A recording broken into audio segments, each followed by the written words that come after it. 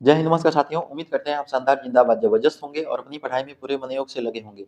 आइए अपनी महत्वपूर्ण श्रृंखला को आगे बढ़ाते हुए इसमें हम मूल विधि संविधान को पढ़ेंगे, जो आपकी परीक्षा की दृष्टि से काफी महत्वपूर्ण है। काफी बेहतरीन प्रश्नों का संकलन लिया गया है, देखिएगा यहाँ से प्रश्न आपके एग्जाम में सीधे देखने को मिलेंगे। तो विदाउट टाइम वेस्ट करते हुए चलिए स्टार्ट करते हैं पहले प्रश्न से। तो देखिए इसमें पहला प्रश्न पूछ रहा है कि सिंधु घाटी सभ्यता के किस स्थल से जुते हुए खेत के साक्ष्य मिले हैं। सिंधु घाटी सभ्यता के किस स्थल से जुते हुए खेत के साक्ष्य मिले हैं, इसका आंसर आपको बताना है। क्या हो जाएगा? मोहनजोदड़ो होगा, हड़प्पा होगा, कालीबंगा होगा या फिर लोथल होगा।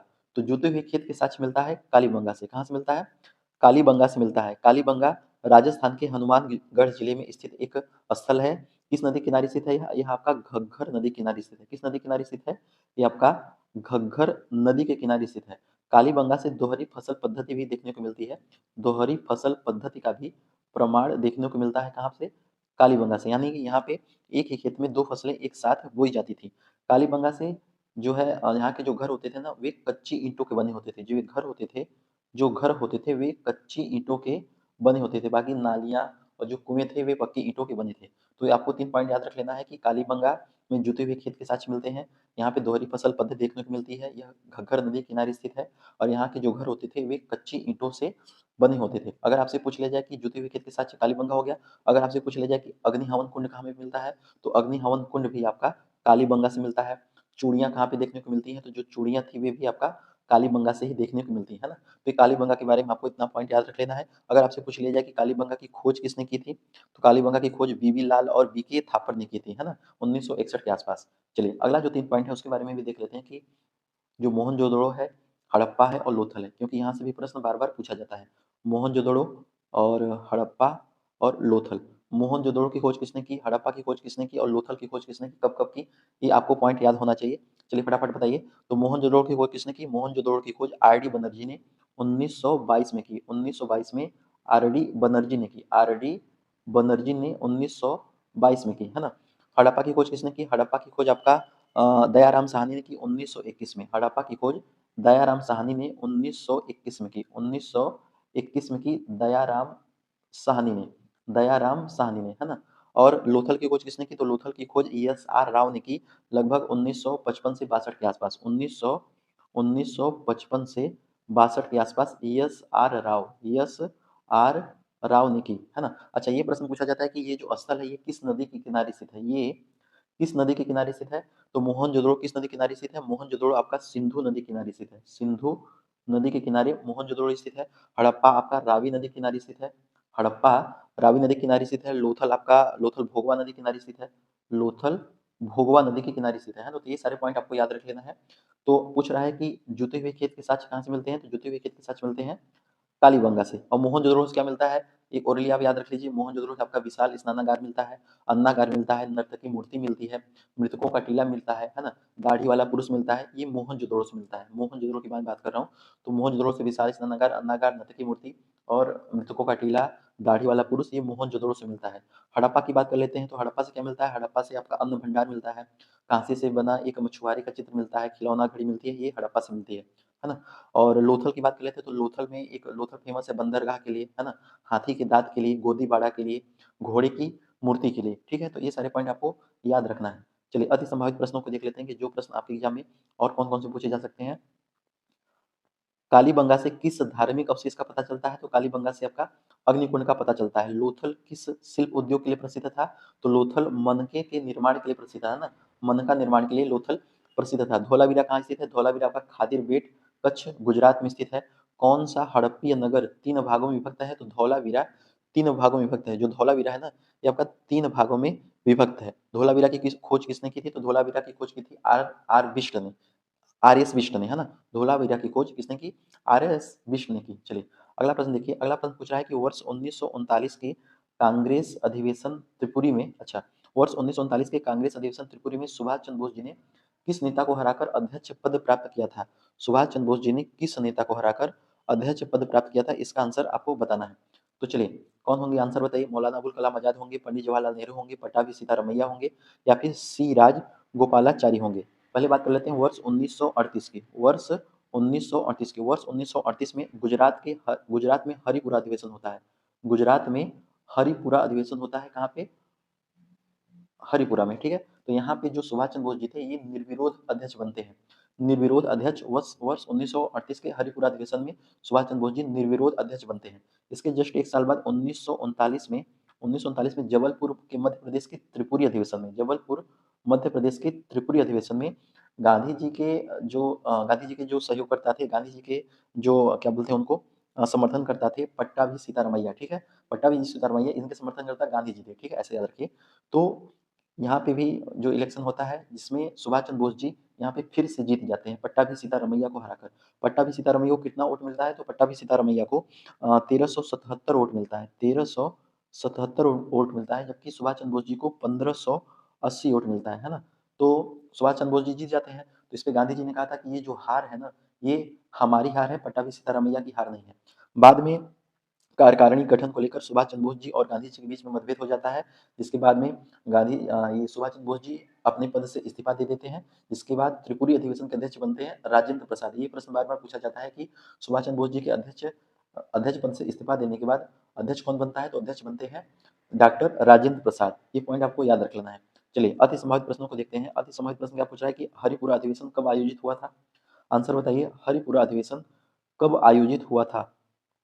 हरिपुरा अधिवेशन कब आयोजित हुआ था? आयोजित हुआ था 19-22 फरवरी, 19-22 फरवरी गुजरात में, है ना? वह 1922 फरवरी, 19 से 22 फरवरी 1938 को, 1938 में त्रिपुरी में वह कौन सा प्रस्ताव था जिसने कार्य समिति को गांधी जी की इच्छा के अनुरूप बनाने को कहा था? त्रिपुरी में वह कौन सा प्रस्ताव था जिसने कार्य समिति को गांधी जी की इच्छा के अनुरूप बनाने को कहा था? तो कौन सा प्रस्ताव था? गोविंद बल्लभ का प्रस्ताव था ना, गोविंद बल्लभ पंत का प्रस्ताव था।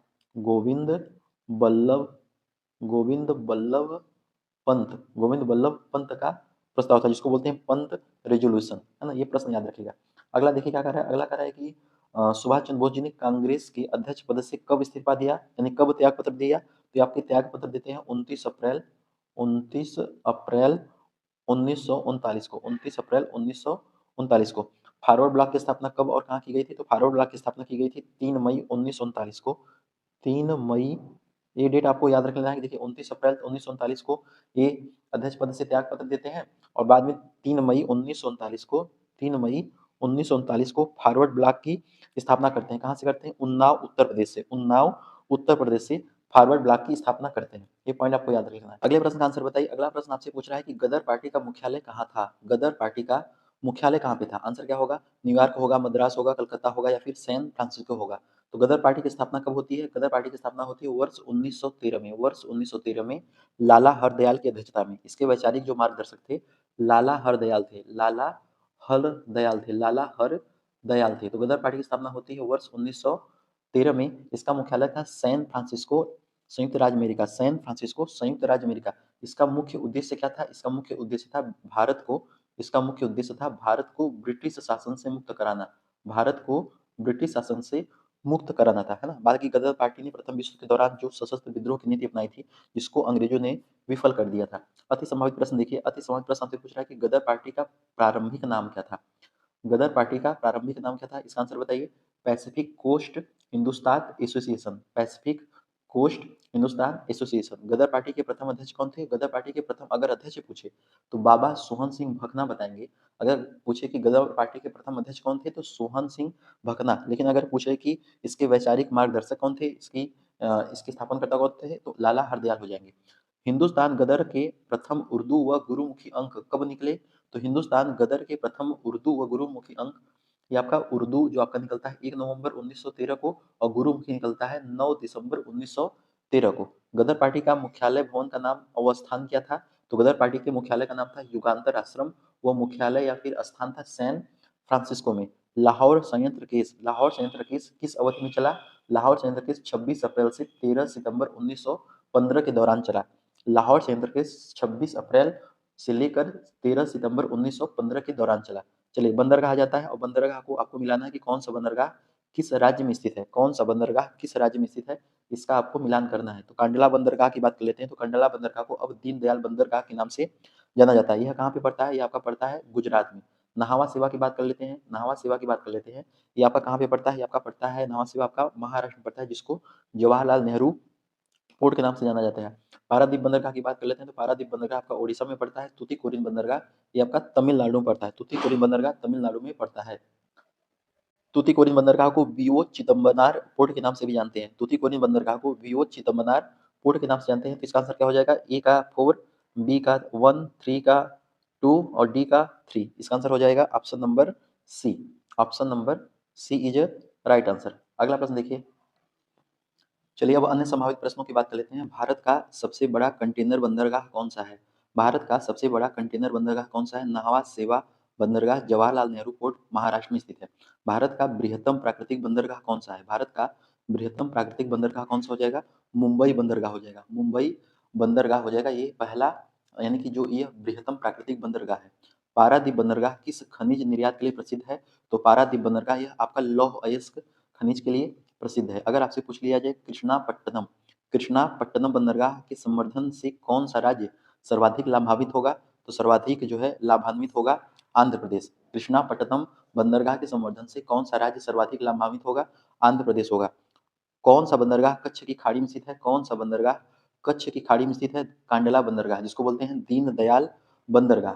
अगला प्रश्न देखिए। अगला प्रश्न पूछ रहा है कि अच्छा जनजाति आ गया और उसके निवास स्थान आ गया कि कौन सी जनजाति किस राज्य में स्थित है ना? चलिए बताइए। तो जौनसारी जनजाति आपका कहाँ होती है? जौनसारी जनजाति कहाँ निवास करती है? तो जौनसारी जनजाति आपका हो जाएगा उत्तराखंड। जौनसारी जनजाति उत्तराखंड में निवास करती है। संथाल के बारे में आपको ज्ञात है? संथाल जनजाति आपका यहाँ झारखंड में पाई जाती है ना? संथाल जनजाति झारखंड में निवास करती है।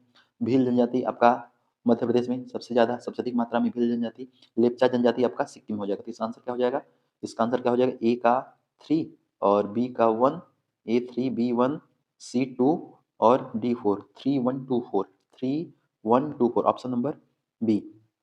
Option number B. अन्य संभावित प्रश्नों की बात कर लेते हैं। अन्य संभावित प्रश्न पूछ रहा है कि टोडा जनजाति मुख्यतः कहाँ निवास करती है? बताइए। टोडा जनजाति कहाँ निवास करती है? तमिलनाडु में निवास करती है। ये इंपॉर्टेंट प्रश्न है कि किस हिंदू त्योहार को थारू लोग शोक पर्व के रूप में मनाते हैं? थारू लोग शोक पर्व के रूप में किस हिंदू त्योहार को मनाते हैं? दीपावली त्योहार को। दीपावली त्योहार को किस केंद्र शासित प्रदेश में ओंजे जनजाति के लोग रहते हैं?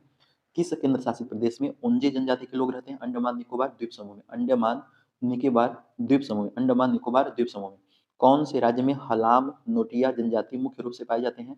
कौन से राज्य में हलाम नोटिया जनजाति मुख्य रूप से पाए जाते हैं? त्रिपुरा राज्य में। लेप्चा जनजाति को और किस नाम से जाना जाता है? तो लेप्चा जनजाति को और रांगपा के नाम से जाना जाता है। रांगपा के नाम से जाना जाता है। चलिए बात कर लेते हैं। अच्छा निम्नलिखित में से कौन सा एक गर्म महासागरीय जलधारा है? गर्म महासागरीय जलधारा है। तो जो जलधाराएं होती हैं वे दो प्रकार की होती हैं। एक गर्म जलधारा होती है, एक गर्म जलधारा होती है और एक होती है ठंडी जलधारा। एक होती है ठंडी जलधारा। इसके बारे में एक छोटा सा कॉन्सेप्ट आप क्लियर कर लीजिए। जैसे मान लीजिए ये पृथ्वी है, ठीक है? ये पृथ्वी है और ये बीच में आपका भूमध्य रेखा है ना? ये बीच में आपका भूमध्य रेखा है। इधर साइड सेंटर में इधर क्या है? इधर ध्रुव है ना? इधर ध्रुव है, इधर भी ध्रुव है, इधर भी ध्रुव है, पोल है ना? तो अगर जो धाराएं भूमध्य रेखा से ध्रुवों की ओर जाती हैं, जो जो धाराएं भूमध्य रेखा से ध्रुवों की ओर जाती हैं उसको बोलेंगे गर्म जलधारा। उसको क्या बोलेंगे?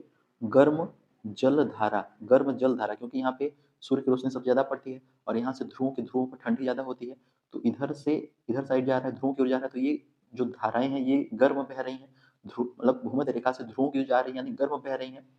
और जो जलधाराएं ध्रुव से उल्टा वापस ध्रुव से भूमध्य रेखा की ओर आती हैं, ध्रुव से भूमध्य रेखा की ओर आती हैं, उसको बोलेंगे ठंडी जलधारा। उसको क्या बोलेंगे? ठंडी जलधारा बोलेंगे। उम्मीद है कॉन्सेप्ट आपको क्लियर हुआ होगा। एक छोटा सा कॉन्सेप्ट है। तो जो भूमध्य रेखा से ध्रुवों की ओर जाएंगी उसको बोलेंगे गर्म जलधारा, और जो ध्रुवीय क्षेत्रों से भूमध्य रेखा की ओर आएंगी उसको बोलेंगे ठंडी जलधारा। इसमें कह रहा है कि कौन सा एक गर्म जलधारा है? कौन सा एक गर्म जलधारा है? तो गर्म जलधारा हो जाएगा आपका ब्राजील धारा। जो ब्राजील धारा है ये आपका दक्षिण अटलांटिक महासागर में बहने वाली एक गर्म जलधारा है। ये आपका उत्तर से दक्षिण की साइड में बहता है। बाकी जो फॉकलैंड है, लेब्राडोर की धारा है, कनारी धारा है, ये आपका ठंडी जलधारा है। कौन सी धारा है? ठंडी जलधारा है। अन्य संभावित प्रश्नों की बात करते हैं। अगर आपसे पूछे कि गल्फ स्ट्रीम किस प्रकार की धारा है? गल्फ स्ट्रीम किस प्रकार की धारा है? तो गल्फ स्ट्रीम आपका गर्म जलधारा है। कैलिफोर्निया धारा किस प्रकार की है? कैलिफोर्निया धारा ठंडी धारा है। कनारी धारा किस महासागर में बहती है? कनारी धारा किस महासागर में बहती है? कनारी धारा उत्तरी अटलांटिक महासागर में बहती है। लेब्राडोर धारा किस देश के पास से बहती है? तो लेब्राडोर जो जल धारा है ये आपका कनाडा न्यू फाउंडलैंड तट से बहती है। फॉकलैंड धारा की बात कर लेते हैं, तो फॉकलैंड धारा ये आपका दक्षिण अटलांटिक महासागर में बहती है। चलिए, अब बहुत इंपॉर्टेंट प्रश्न पूछा जा रहा है कि भारत में गरीबी के आकलन से संबंधित कौन सी संस्था है? भारत में गरीबी आकलन से संबंधित कौन सी संस्था है? यहाँ पे आपको कंफ्यूज होगा, एक होगा नीति आयोग में और एक होगा राष्ट्रीय सांख्यिकी कार्यालय में। भारत में गरीबी आकलन से संबंधित कौन सी संस्था है?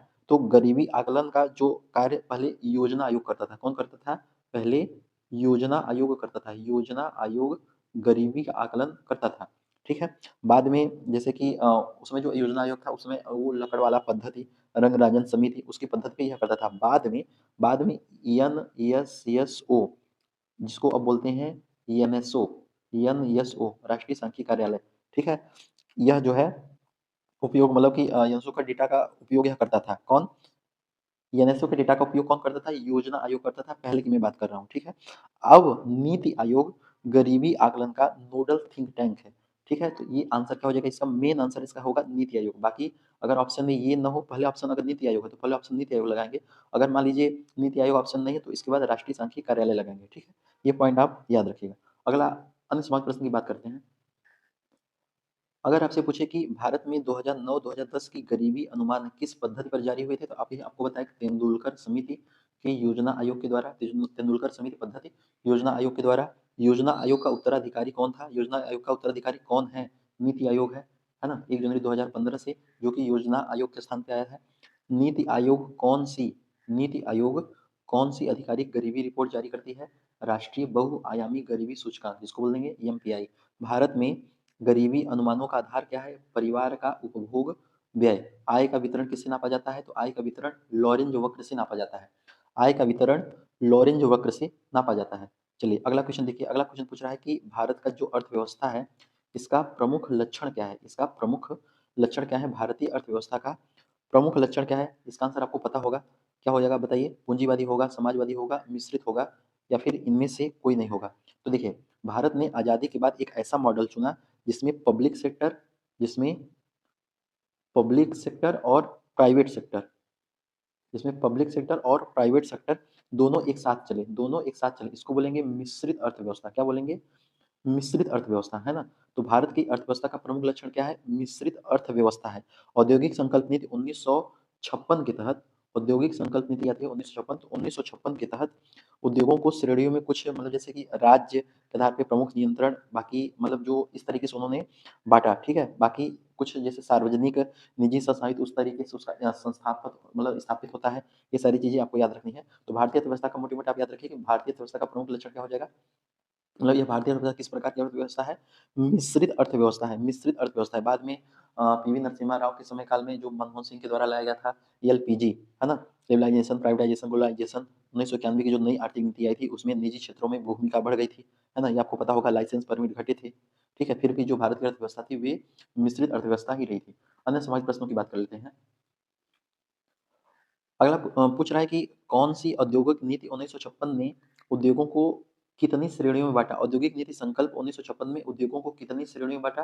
तो 3 श्रेणियों में बांटा। 3 श्रेणियों में बांटा, शेड्यूल ए, बी और सी।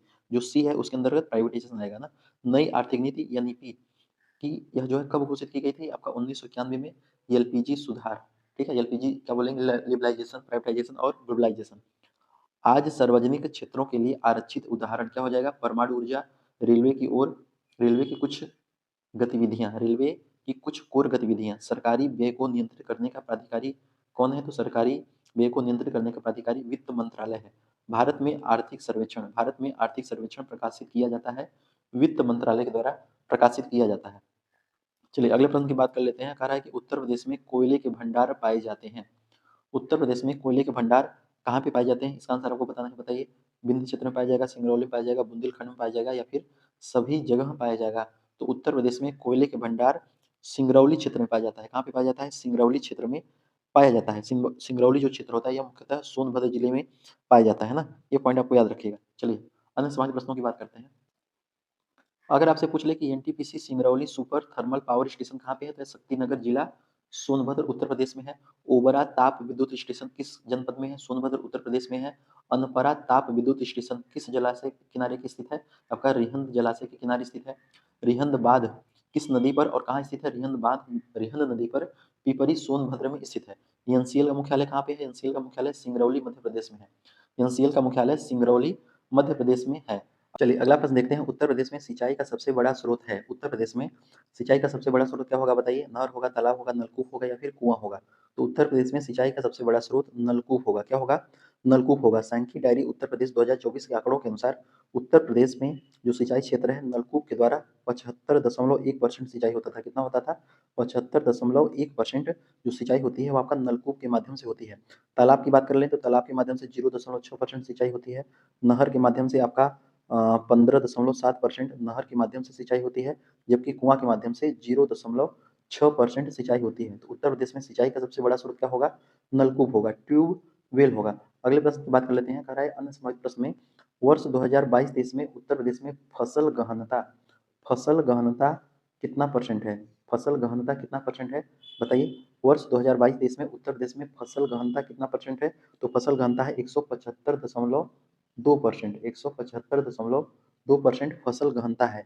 अगर आपसे पूछ ले कि नवीनतम आंकड़ों के अनुसार उत्तर प्रदेश का शुद्ध निवल सिंचित क्षेत्रफल कितना है? शुद्ध निवल सिंचित क्षेत्रफल कितना है? तो आपका है 140.44 लाख हेक्टेयर। 140.44 लाख हेक्टेयर शुद्ध निवल सिंचित क्षेत्रफल है। अगर आपसे पूछ लिया जाए कि सबसे ज्यादा जो सिंचित क्षेत्र है यह किस राज्य में है, तो सबसे ज्यादा सिंचित क्षेत्र आपका उत्तर प्रदेश में ही होगा। और नवीन डाटा आंकड़ों के अनुसार उत्तर प्रदेश का जो सकल सिंचित का जो क्षेत्र है वह कितना होगा? सकल सिंचित, ये देखिए शुद्ध निवल सिंचित क्षेत्र 140.44 लाख हेक्टेयर है, जबकि उत्तर प्रदेश का सकल सकल सकल सिंचित क्षेत्र कितना होगा? सकल सिंचित क्षेत्र होगा 229.48 लाख हेक्टेयर। 229.48 लाख हेक्टेयर। अगर भारत में नलकूपों के द्वारा सर्वाधिक सिंचित क्षेत्र राज्य क्या होगा? यूपी होगा। क्या हो जाएगा? यूपी हो जाएगा। चलिए ये प्रश्न बताइए। ये प्रश्न आपसे पूछ रहा है कि उत्तर प्रदेश में का जो पारीछा बांध है यह किस नदी पे स्थित है? तो पारीछा से आपने नाम सुना होगा। उस समय जो अतीक अहमद की बेटी को गोली मारी गई थी वहां पे इनकाउंटर हुआ था।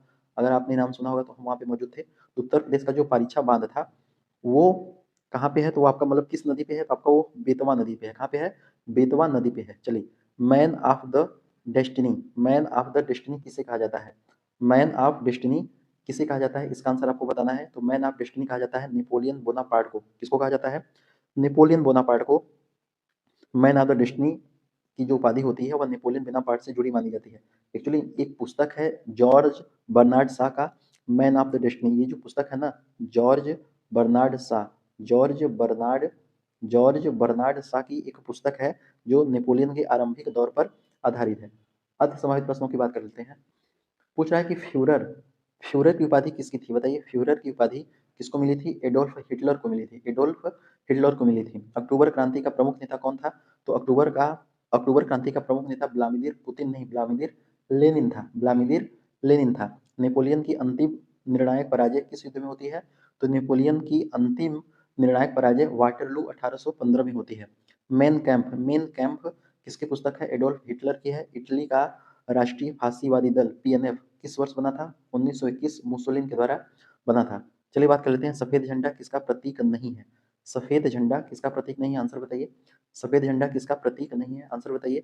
शांति का नहीं है, युद्ध विराम का नहीं है, समर्पण का नहीं, या फिर युद्ध का नहीं है। तो जो सफेद झंडा है ये आपका शांति का भी प्रतीक है, युद्ध विराम का भी प्रतीक है, समर्पण का भी प्रतीक है, युद्ध का प्रतीक नहीं है।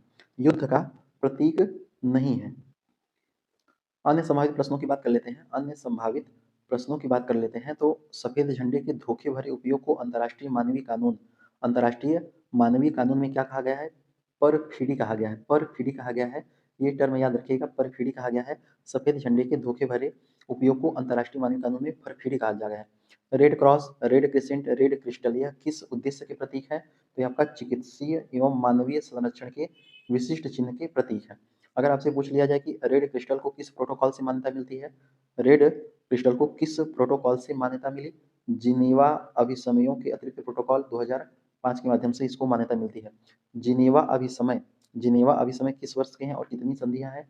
तो जिनेवा में जो है इसमें 1949 की 4 संधियाँ और बाद में 1977 और 2005 के अतिरिक्त यह प्रोटोकॉल से संबंधित है।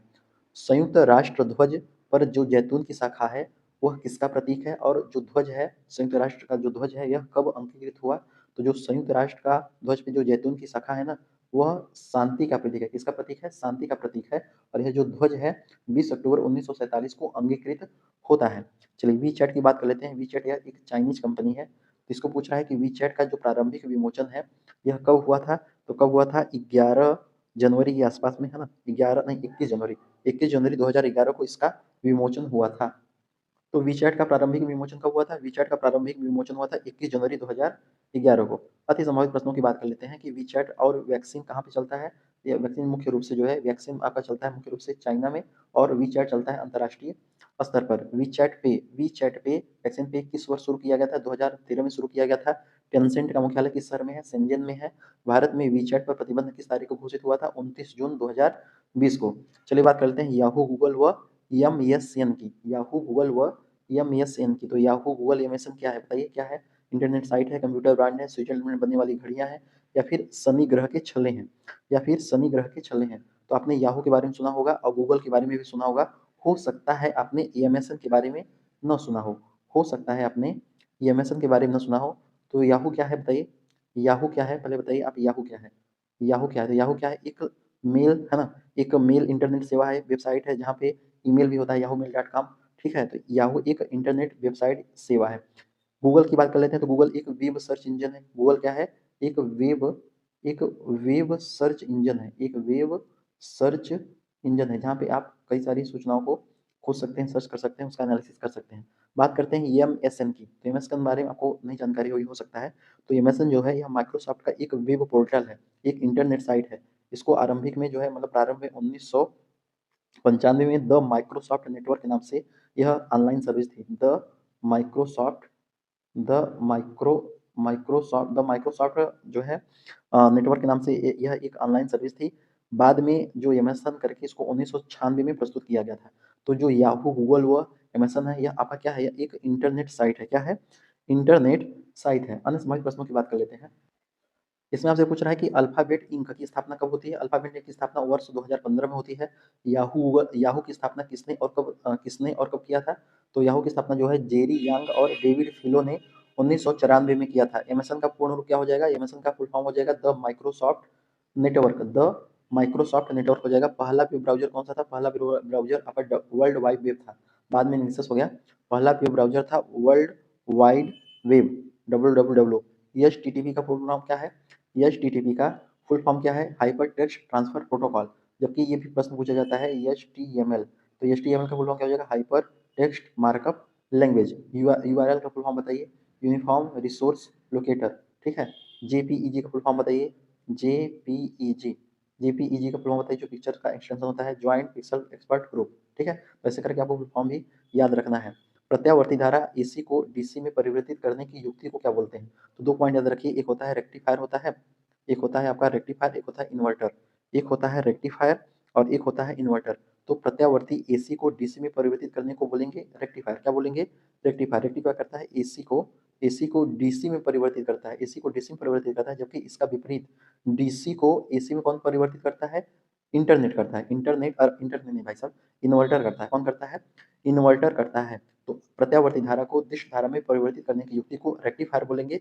जबकि दिष्ट धारा को हाँ, प्रत्यावर्ती धारा में परिवर्तित करने को इन्वर्टर बोलेंगे। क्या बोलेंगे? इन्वर्टर बोलेंगे। चलिए अगला प्रश्न बात करते हैं। कह रहा है ब्रिज रेक्टिफायर में कितने डायोड होते हैं? ब्रिज रेक्टिफायर में कितने डायोड होते हैं? 4 डायोड होते हैं। इन्वर्टर क्या करता है? इन्वर्टर आपका दिष्ट धारा यानी डीसी को एसी में परिवर्तित करता है। रेक्टिफायर का जस्ट उल्टा। ट्रांसफार्मर का काम क्या है? ट्रांसफार्मर जो प्रयुक्त होते हैं, यह एसी वोल्टेज को ऊंचाई व अपचाई करने के लिए, है ना, हाई और निम्न करने के लिए काम में आता है। बिजली के जो बल्ब होता है, बिजली का जो बल्ब होता है, यह किस तंतु का बना होता है? टंगस्टन का बना होता है। गर्म करने पर एक जो अर्धचालक होता है, गर्म करने पर अर्धचालक का प्रतिरोध क्या होता है? घट जाता है, घट जाता है। चलिए अगले प्रश्न की बात कर लेते हैं। कह रहा है कि मानव शरीर की सबसे बड़ी ग्रंथि कौन सी है? बताइए फटाफट। मानव शरीर की सबसे बड़ी ग्रंथि क्या होगी बताइए? यकृत होगा, अग्नाशय होगा, थायराइड होगा, अमाशय होगा, या फिर एक और ऑप्शन रख लीजिए त्वचा। एक और ऑप्शन याद रख लीजिए त्वचा। तो मानव शरीर की सबसे बड़ी ग्रंथि की बात कर लेता है, तो सबसे बड़ी ग्रंथि होगी यकृत। क्या होगी? यकृत। सबसे बड़ी ग्रंथि यकृत होगी। यह क्या करता है? यह अनेक चयापचयी नहीं, चयापचयी कार्यों को करता है। ऐसे तरीके से भी जैसे मतलब हम लोग पढ़ाई करते थे, ऐसे चपा-चपाई बजा करके ऐसे करके याद करते थे। तो यकृत जो होता है, यह मानव शरीर की सबसे बड़ी ग्रंथि है। यह अनेक चयापचयी तथा स्रावी कार्य करता है। यकृत जो होता है, यह पित्त बनाता है। यकृत क्या करता है? बाइल जूस बनाता है, पित्त बनाता है। पित्त। यकृत जो होता है, ये आपका पित्त बनाता है। पित्त कहाँ इकट्ठा होता है? पित्त इकट्ठा होता है पित्ताशय में। पित्त इकट्ठा होता है, पित्त संग्रहित होता है पित्ताशय में, जो कि वसा पाचन में सहायक होता है, जो कि वसा पाचन में सहायक होता है ना? तो मानव शरीर की सबसे बड़ी ग्रंथि कौन-सी हो जाएगी? यकृत हो जाएगी।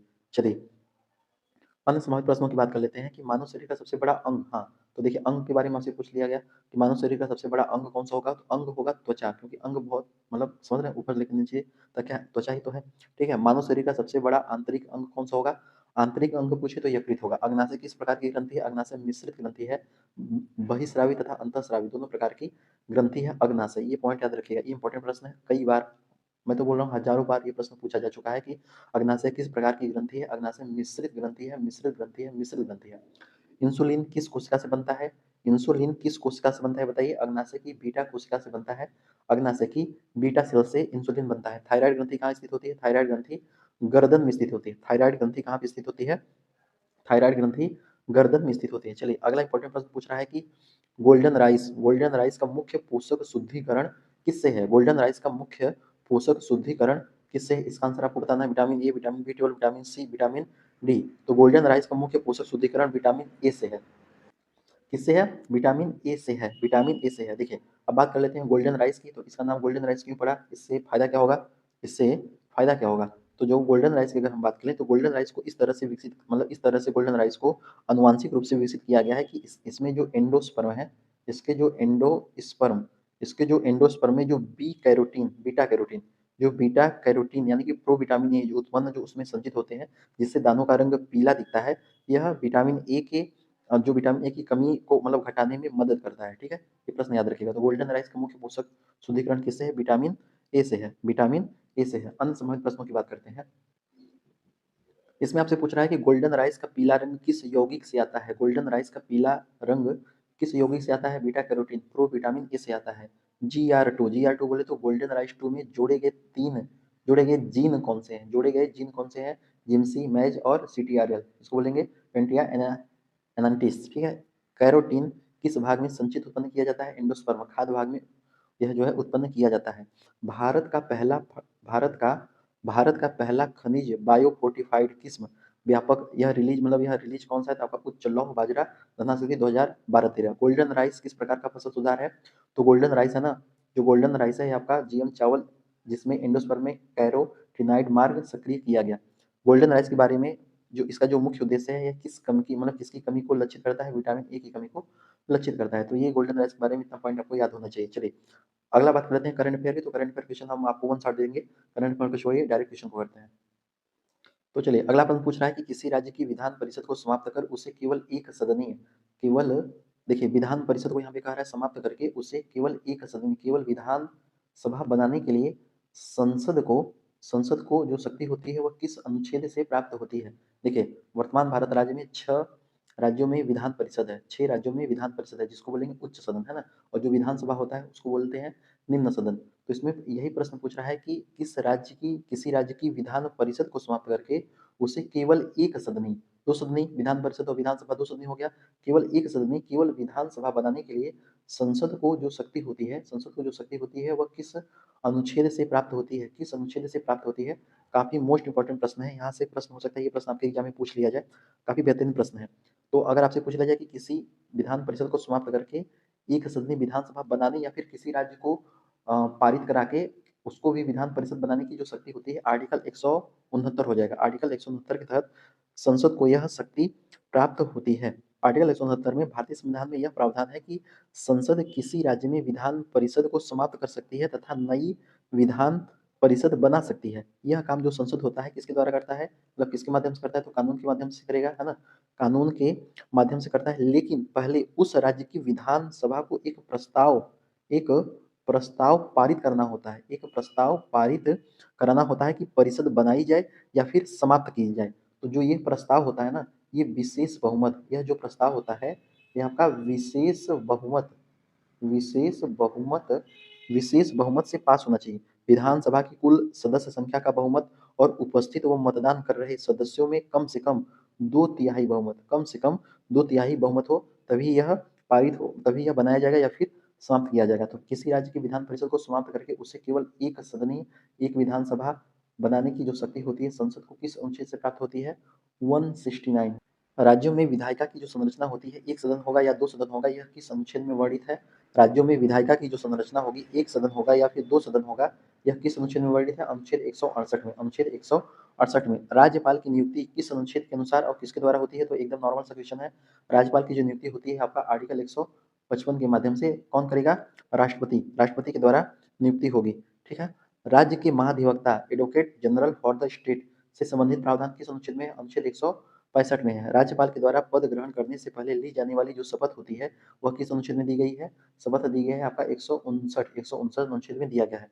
ऊपरी सदन को क्या कहा जाता है? ऊपरी सदन को विधान परिषद कहा जाता है और निम्न सदन को विधान सभा कहा जाता है। चलिए, आ गया प्रश्न उससे रिलेटेड, पूछ रहा है कि भारत में वर्तमान में कितने राज्यों में द्विसदनीय विधायिका है? भारत में वर्तमान राज्यों में कितने राज्यों में द्विसदनीय विधायिका है? आंसर आप फटाफट बता देंगे। किस राज्य में है? 6 राज्यों में। किस राज्य में है? 6 राज्यों में है। उछले सदन को बोलेंगे विधानसभा, उछले सदन को बोलेंगे विधान परिषद, विधान विधान परिषद, उसको बोलेंगे उछला सदन, है ना? ऊपरी सदन। और जो निम्न सदन होता है उसको क्या बोलेंगे? निम्न सदन को विधानसभा बोलेंगे। क्या बोलेंगे? विधानसभा, विधान विधानसभा बोलेंगे। ठीक है, ये प्रश्न याद रखिएगा। तो कह रहा है कि कितने राज्यों में द्विसदनीय विधायिका है? 6 राज्यों में। अब आप नाम बताइए कौन सा 6 राज्य होगा? बताइए। 6 राज्यों में 6 राज्यों में द्विसदनीय विधायिका, यानी कि वहाँ पे विधान परिषद और विधानसभा दोनों है। आंसर बताइए, 6 राज्य कौन-कौन से हैं? 6 राज्य कौन-कौन से हैं बताइए? सोच के बताइए। तो एकदम ईज़ी वे याद करना, यूपी हो जाएगा, यूपी से सटा राज्य आपका बिहार हो जाएगा, है ना? यूपी से सटा राज्य आपका बिहार हो जाएगा। ये 2 याद हुआ, ऐसे, ऐसे याद करिए। चलिए, और याद करिए, आंध्र प्रदेश से तेलंगाना अलग हुआ था, तो आंध्र प्रदेश और तेलंगाना हो जाएगा। आंध्र प्रदेश और तेलंगाना हो जाएगा। आंध्र प्रदेश और तेलंगाना हो गया। बचा महाराष्ट्र, हाँ, महाराष्ट्र। ठीक है। तो ये 6 राज्य याद रखिएगा, उत्तर प्रदेश, बिहार, आंध्र प्रदेश, तेलंगाना, कर्नाटक, महाराष्ट्र। इन 6 राज्यों में द्विसदनीय विधायिका है, द्विसदनीय विधायिका है। अति संभावित प्रश्नों की बात कर लेते हैं। अति संभावित प्रश्न पूछ रहा है कि गुजरात की जो एक राज्य विधायिका है वह कैसी है? गुजरात की जो राज्य विधायिका है कैसी है? तो गुजरात की राज्य विधायिका एक सदनीय है। केरल और कर्नाटक में किस राज्य में विधान परिषद है? अभी जस्ट आपको बताया, कर्नाटक में विधान परिषद है। उत्तर प्रदेश की राज्य विधायिका किस प्रकार की है? द्विसदनीय है। जम्मू कश्मीर की विधान परिषद किस अधिनियम, किस धारा के तहत समाप्त हो गई? तो जम्मू कश्मीर पुनर्गठन अधिनियम 1900, अरे नहीं 1900 नहीं भाई साहब, 2019 आपके कार्यकाल में हुई भाई साहब। ठीक है, मतलब कितनी लोग चले गए बट हो नहीं पाई। तो जम्मू और कश्मीर पुनर्गठन अधिनियम 2019 की धारा 57, ये मोस्ट इंपॉर्टेंट पॉइंट है। इसको आपको याद रखना है कि जम्मू कश्मीर पुनर्गठन अधिनियम 2019 की धारा 57, धारा 57, धारा 57, धारा 57, धारा 57 याद रखिएगा। धारा 57 के तहत विधान परिषद अधिनियम समाप्त हो जाती है। चलिए, वर्तमान में जम्मू कश्मीर किस श्रेणी का प्रशासनिक इकाई है? तो जो जम्मू कश्मीर है आपका केंद्र शासित प्रदेश के विधायिका की इकाई है। किस राज्य की विधान परिषद, राज्य की विधान परिषद एमएलसी के सदस्य का सामान्य कार्यकाल कितने वर्ष का होता है? सामान्य कार्यकाल आपका होता है, तो विधान परिषद पूछ रहा है ना, विधान परिषद होता है, तो हाँ, विधान परिषद का जो कार्यकाल होता है 6 वर्ष होगा। और हर वर्ष में लगभग 1/3 सदस्य सेवानिवृत्त होंगे, 1/3 सदस्य सेवानिवृत्त होंगे। चलिए, इजी सा क्वेश्चन आ जाता है कि राज्य में विधायिका की संरचना के संबंध में भारतीय संविधान का कौन सा अनुच्छेद प्रावधान करता है? अच्छा, राज्य में विधायिका की संरचना से संबंधित जो भारत का अनुच्छेद है, यह अनुच्छेद कौन सा होगा? अनुच्छेद होगा 168, अनुच्छेद 168 होगा। अनुच्छेद 168 कहता है कि प्रत्येक राज्य में एक क्या होगा? प्रत्येक राज्य में क्या होगा? प्रत्येक राज्य में एक राज्यपाल होगा और जो राज्यपाल होगा वह 1 या 2 सदनों से मिलकर होगी, है ना? ये प्रश्न याद रखिएगा। जहाँ 1 सदन होगा वहाँ पे उसको मतलब कि विधानसभा बोलेंगे, जहाँ पे 2 सदन होगा वहाँ पे विधान परिषद और विधानसभा होगा उसको बोलेंगे द्विसदनीय विधायिका। ठीक है, ये पॉइंट याद रखिएगा। चलिए, अन्य संभावित प्रश्नों की बात कर लेते हैं। कह रहा है कि अनुच्छेद 156 मुख्य रूप से किस विषय से संबंधित है? अनुच्छेद 156 मुख्य रूप से किस विषय से संबंधित है? अनुच्छेद 156 राज्यपाल के पदकाल से संबंधित है। राज्यपाल राज्यपाल के कार्यकाल, राज्यपाल के पद कार्यकाल से संबंधित है। राज्यपाल के पद कार्यकाल कार्यकाल से संबंधित है। अनुच्छेद 366 को संविधान में किस रूप में जाना जाता है? किस रूप में जाना जाता है? परिभाषाओं के अनुच्छेद के रूप में जाना जाता है। अनुच्छेद 366 को परिभाषाओं के अनुच्छेद के रूप में जाना जाता है। चलिए ये बताइए, वे कर जो केंद्र सरकार के द्वारा लगाए और वसूले जाते हैं परंतु राजस्व राज्यों को सौंपा जाता है, खासकर अंतर राज्यीय व्यापार से जुड़े कर किस अनुच्छेद में प्रावधानित है? तो अनुच्छेद 269 हो जाएगा। एकदम इजी क्वेश्चन है। 269 आपको पता होगा कि वे कर जो केंद्र द्वारा लगाए जाते हैं, वसूले जाते हैं, परंतु राजस्व राज्यों को सौंपा जाता है, खास तौर पर अंतर राज्यीय व्यापार से जुड़े किस अनुच्छेद में प्रावधान है? अनुच्छेद 269 हो जाएगा। 169 आपको याद होगा, 269 भी आपको याद हो गया होगा। राज्य की विधायिका का स्थायी संवैधानिक अंग कौन सा होता है? तो जो स्थायी होता है, स्थायी बोले तो स्थायी विधान परिषद होगा। क्या होगा? विधान परिषद होगा। चलिए अगला प्रश्न की बात करते हैं। कह रहा है कि भारतीय संविधान के अनुसार राज्य के महाधिवक्ता के पद से हटाए जाने के संबंध में कौन सा कथन सही है? महाधिवक्ता को हटाना है तो क्या करेंगे? जो महाधिवक्ता होता है ना, उसे केवल उच्च न्यायालय के मुख्य न्यायाधीश हटा सकते हैं? एकदम नहीं। उसे केवल राज्य विधानसभा के अविश्वास प्रस्ताव से हटाया जा सकता है। ये भी बात गलत है। वह राज्यपाल की इच्छा पर पद धारण करता है, अतः राज्यपाल ही उसे जो है कभी भी हटा सकते हैं। ये बात एकदम सत्य है कि वह राज्यपाल की इच्छा के पर्यंत रहता है और राज्यपाल की इच्छा पर पद धारण करता है और अतः राज्यपाल उसे कभी भी हटा सकते हैं। महाधिवक्ता, तो महाधिवक्ता के बारे में बात करें तो मतलब यह जो चीज कहा गया है, यहाँ पर किस आर्टिकल में कहा गया है? आर्टिकल 165 में कहा गया। आर्टिकल 165 में कहा गया है कि राज्य के महाधिवक्ता की जो नियुक्ति होती है वह कौन करेगा? राज्यपाल करेंगे, है ना। और इसी अनुच्छेद के तहत ये भी कहा गया है कि राज्यपाल के प्रसाद पर्यंत, यानी जब तक राज्यपाल चाहेगा तब तक यह अपने पद पर बना रहेगा। ये पॉइंट आपको याद रखना है। अति समावेश प्रश्नों की बात करते हैं।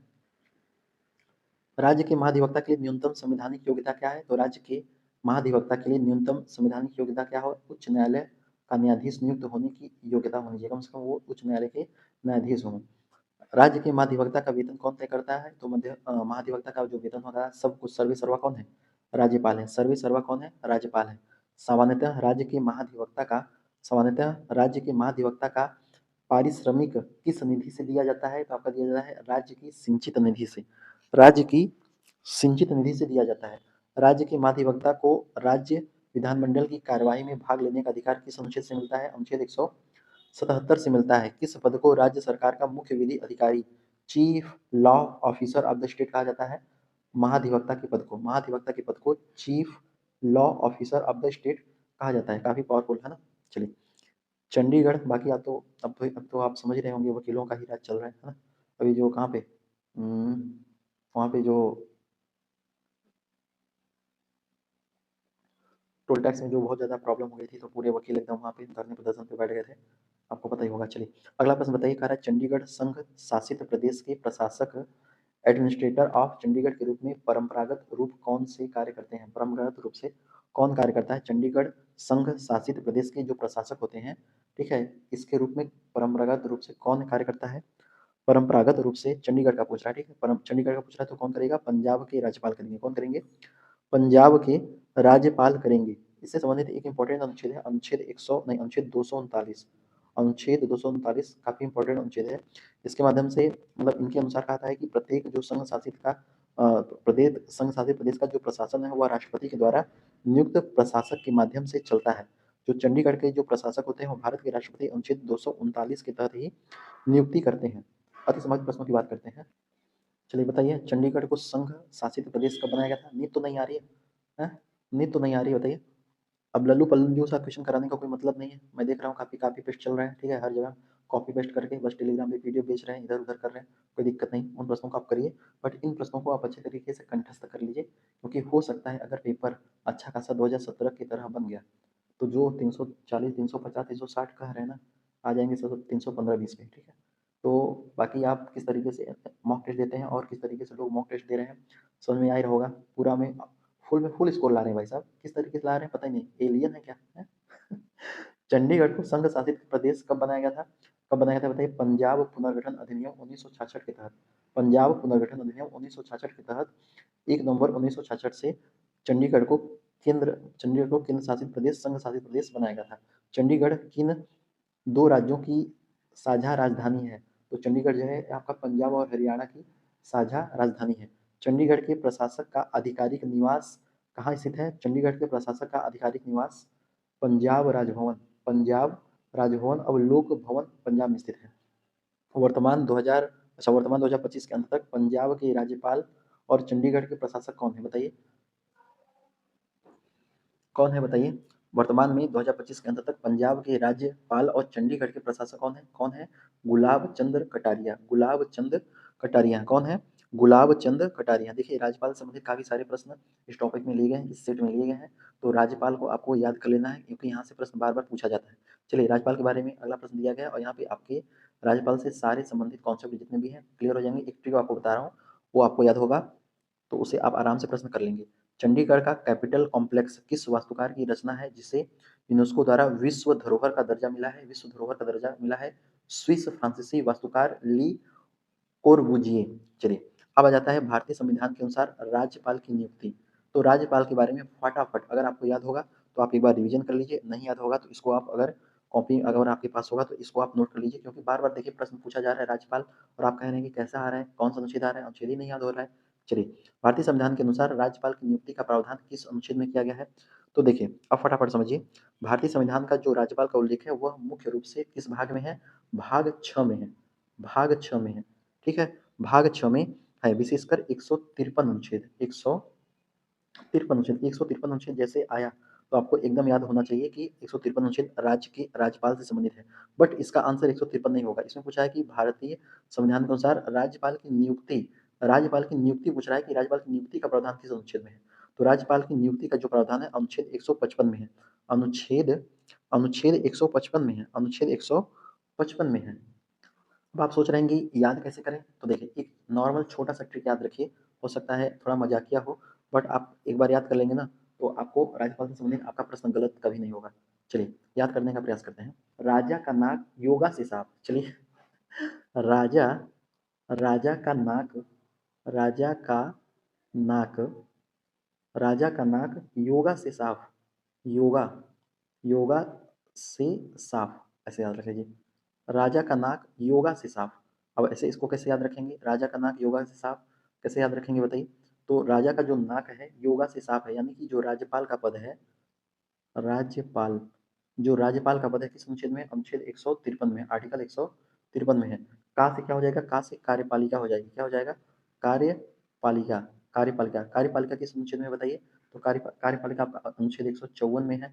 नाक नाक से क्या हो जाएगा? नियुक्ति। क्या हो जाएगा? नियुक्ति। नाक से नियुक्ति हो जाएगा। नियुक्ति किस अनुच्छेद में है? नियुक्ति आपका राज्यपाल का 155 अनुच्छेद में है। भारतीय संविधान के अनुसार राज्यपाल की नियुक्ति का प्रावधान किस अनुच्छेद में है? अनुच्छेद 155 हो जाएगा। क्या हो जाएगा? अनुच्छेद 155 हो जाएगा। चलिए कुछ राज्यों के राज्यपाल फटाफट बता दीजिए। यूपी के राज्यपाल का नाम बताइए।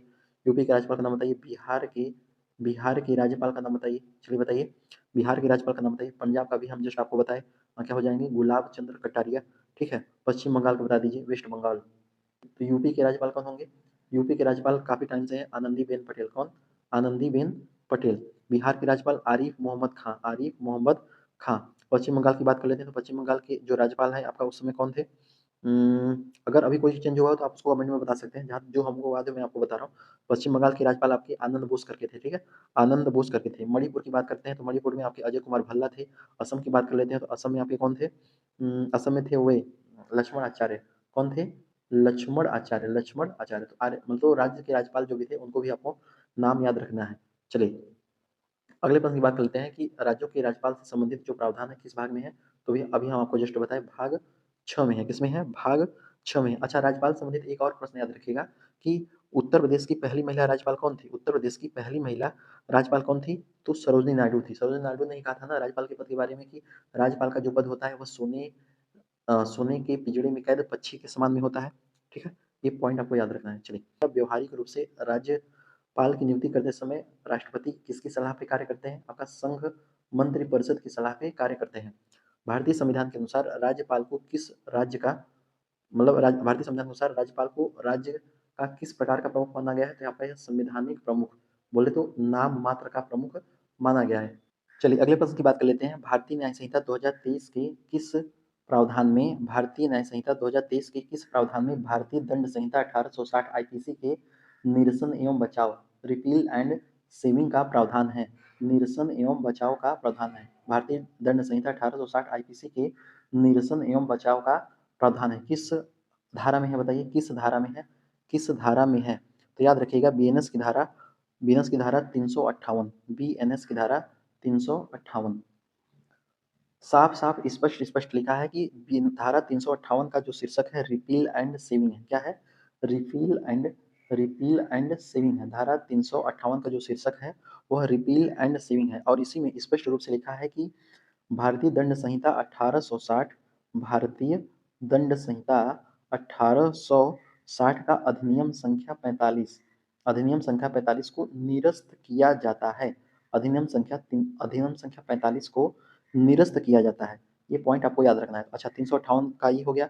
अगर हम बात कर लें 358 के 2 में, अगर हम बात कर लें 358 के 2 में, तो जो 358 का 2 है वह एक सुरक्षा प्रावधान है। इसका अर्थ है कि आईपीसी का जो निरसन है वह पुराने मतलब आईपीसी का निरसन के बावजूद पुराने अपराध में यानी कि पूर्व में जो अर्जित अधिकार हैं उसकी देयताएं, उसमें लगने वाली जो सजाएं हैं वे अभी भी मतलब जो उसकी जो लंबित कार्यवाही वे अभी भी पहले की तरह वैध बनी रहेंगी। ये आर्टिकल 358 के 2 में वर्णित है। ये पॉइंट याद रखिएगा। बाकी केंद्र सरकार ने अधिसूचना एसओ 850 के एसओ 850 के के माध्यम से बीएनएस 2023 की मतलब एक धारा है, धारा 106 के 2, धारा 106 के 2 को छोड़कर बाकी जो चीजें हैं वह 1 जुलाई 2024 से लागू हो जाती हैं और इसी तिथि से आईपीसी 1860 को व्यवहारिक रूप से बीएनएस के द्वारा प्रतिस्थापित कर दिया जाता है। अन्य समाज प्रश्नों की बात करते हैं। पूछ रहा है आपसे कि भारतीय न्याय संहिता 2023 में कुल कितने अध्याय हैं? कुल कितने अध्याय हैं बताइए? टोटल 20 अध्याय हैं। कितने अध्याय हैं? 20 अध्याय हैं। भारतीय न्याय संहिता 2023 में कुल कितनी धाराएं हैं? 358 धाराएं हैं। बीएनएस बीएनएसएस बीएसए 2023 वास्तविक रूप से किस दिन से लागू हुआ है? तो 1 जुलाई 2024 से 1 जुलाई 2024 से यह लागू हुआ है। भारतीय न्याय संहिता 2023 का अधिनियम संख्या जो 45 है मतलब अधिनियम संख्या एक्ट क्या है? भारतीय न्याय संहिता 2023 का अधिनियम संख्या क्या है? 2023 अधिनियम संख्या 45 है। भारतीय नागरिक सुरक्षा संहिता बीएनएसएस किस पुराने अधिनियम का स्थान लेती है? दंड प्रक्रिया संहिता 1973 का। दंड प्रक्रिया संहिता 1973 का यह स्थान लेती है। भारतीय साक्ष्य अधिनियम 2023 बीएसए किस पुराने अधिनियम को प्रतिस्थापित करती है? भारतीय साक्ष्य अधिनियम 1822 को प्रतिस्थापित करती है। तो भारतीय साक्ष्य अधिनियम 2023 किस पुराने अधिनियम को प्रतिस्थापित करेगी? भारतीय साक्ष्य अधिनियम 1872 को करती है। भारतीय नागरिक सुरक्षा संहिता बीएनएसएस किस पुराने अधिनियम का स्थान लेती है? दंड प्रक्रिया संहिता 1973 का स्थान लेती है। भारतीय न्याय संहिता अधिनियम संख्या का मतलब उसका अधिनियम संख्या क्या है? अधिनियम संख्या 45 है। ये पॉइंट आपको याद रखना है। और यह लागू कब से होता है? लागू होता है आपका कब से? 1 जुलाई 2024 से। टोटल कितनी धाराएं हैं बीएनएस में? 358 धाराएं हैं। कितनी अध्याय हैं? 20 अध्याय हैं। ये पॉइंट आपको याद रखना है। चलिए अगला और काफी इंपॉर्टेंट प्रश्न आपसे पूछ रहा है कि बीएनएस 2023 की धारा 351 बीएनएस 2023 की धारा 351 के अनुसार निम्न में से कौन सा कृत्य आपराधिक अभित्रास क्रिमिनल इंटीमिडेशन का सही उदाहरण है? आपराधिक अभित्रास एक काफी इंपॉर्टेंट टर्म है जिसको आपको याद रखना है। देखिए ऑप्शन बताइए। कह रहा है ए बी को गाली देता है पर किसी नुकसान की धमकी नहीं देता है। ए बी से कहता है अगर तुम मेरे खिलाफ गवाही दोगे तो मैं तुम्हारा मकान जला दूंगा, जिससे बी डरकर गवाही देने से रुक जाता है। तो यही इसको इसको क्या बोलेंगे? इसी को बोलेंगे अभित्रास। आपराधिक अभित्रास किस धारा में है? धारा 351 में। धारा 351 में वर्णित है। कहता है कि जो व्यक्ति किसी दूसरे को किसी भी प्रकार की सशरीर प्रतिष्ठा संपत्ति या इस प्रकार की धमकी दे कि वह मतलब उसको नुकसान पहुंचाए, उसको डराए या फिर उसको ऐसा काम करने पे मजबूर करे कि वह कानूनी रूप से वो चीज करने के लिए बाध्य न हो, वह आपराधिक अभित्रास कहलाता है। क्या कहलाता है? आपराधिक मतलब वो कानूनी रूप से बाध्य नहीं है तो वो चीजें क्या कहलाती हैं? आपराधिक अभित्रास कहलाता है। ठीक है। केवल गुस्से में बोलना काफी नहीं है, कानूनी रूप में देखना है कि धमकी देने वाला जो व्यक्ति है वह मतलब उसका इरादा क्या था। उसके मतलब इरादा था कि डर में मतलब डर पैदा करने या फिर किसी काम के लिए जबरदस्ती प्रेरित करना था। यह इससे संबंधित था। यानी कि ए बी को साफ साफ धमकी दे रहा है कि अगर वह गवाही देगा, अगर वह गवाही देगा तो मैं उसका मकान जला दूंगा। यह बी की संपत्ति को क्या कर रहा है? क्षति पहुंचा रहा है। तो यह किसमें आएगा? आपराधिक अभित्रास में आएगा। उम्मीद है आपको समझ में आ गया होगा, है ना? चलिए अन्य संभावित प्रश्नों की बात कर लेते हैं। बीएनएस 2023 में आपराधिक अभित्रास किस अध्याय में आता है? अध्याय 19 में आता है। किसमें आता है? अध्याय 19 में आता है। साधारण आपराधिक अभित्रास जहां विशेष रूप से मृत्यु, गंभीर चोट, धमकी आदि नहीं है उसके लिए अधिकतम दंड क्या है? मतलब साधारण आपराधिक अभित्रास जहां विशेष रूप से मृत्यु, गंभीर चोट आदि धमकी नहीं है उसके लिए अधिकतम दंड क्या है? उसके लिए अधिकतम दंड 2 वर्ष का कारावास और जुर्माना या फिर दोनों। ठीक है, दोनों हो सकता है। जब धमकी में मृत्यु गंभीर चोट, आग को संपत्ति मतलब आग से संपत्ति नष्ट करने या फिर 7 वर्ष या फिर उससे अधिक सजा वाले अपराध की बात हो तो बीएनएस धारा 351 के तहत अधिकतम दंड क्या है? तो इसमें तो ऑप्शन में ही प्रश्न में ही दे दिया कि उसमें क्या होगा, 7 वर्ष का कारावास होगा या फिर जुर्माना होगा या फिर दोनों होगा। अगर नॉर्मली होता है तो उसमें 2 वर्ष होगा, अगर अधिकतम हो रहा है ना, मृत्यु की बात आ जा रही है और गंभीर चोट की बात आ रही है, ठीक है, मतलब धमकी में मृत्यु का है, मृत्यु की बात नहीं आ रही है, धमकी में मृत्यु की बात आ रही है, तो उसमें 7 वर्ष का कारावास और जुर्माना या फिर दोनों हो सकता है। क्या किसी मृत व्यक्ति की प्रतिष्ठा को नुकसान पहुंचाने की धमकी भी आपराधिक अभिप्राय में शामिल है? बिल्कुल शामिल है, बिल्कुल 110% शामिल है। चलिए अगला बात करते हैं, भारतीय न्याय संहिता 2023 की धारा 336 के अनुसार कूट रचना, कूट रचना इसको क्या बोलेंगे, फरेबी बोलेंगे हाँ? अच्छा, भारतीय न्याय संहिता 2023 की धारा 336 के अनुसार कूट रचना के लिए कौन सा कृत्य आवश्यक है? कूट रचना के लिए कौन सा कृत्य आवश्यक है? इसका आंसर आपको बताना है। चलिए बताने के प्रयास करिए। केवल टाइपिंग की साधारण गलती कर देना, किसी वैध दस्तावेज की फोटो कॉपी निकालना, कोई मिथ्या दस्तावेज या फिर मिथ्या इलेक्ट्रॉनिक रिकॉर्ड बनाना, तैयार करना इस नियत से कि क्षति हानि हो, कोई दावा या अधिकार कोई दावा या अधिकार समर्थित हो, कोई व्यक्ति संपत्ति से वंचित हो, कोई अनुबंध कराया जाए या फिर कपट हो। तो भाई साहब ऐसे प्रश्नों को अगर आप देख रहे हैं तो आपको समझ में आ गया होगा कि कौन सा ऑप्शन सही है। Option number C is right answer. अच्छा, एक ट्रिक भी होता है ना कि अगर मान लीजिए जो ऑप्शन ऐसे तरीके में, अगर जो ऑप्शन थोड़ा सा ज़्यादा डिटेल में लिखा हो तो वही सही होगा, तो ये भी आप ट्रिक फॉलो कर सकते हैं। अगर आपको चुक्का ही मारना है, निगेटिव मार्किंग तो है नहीं, है ना?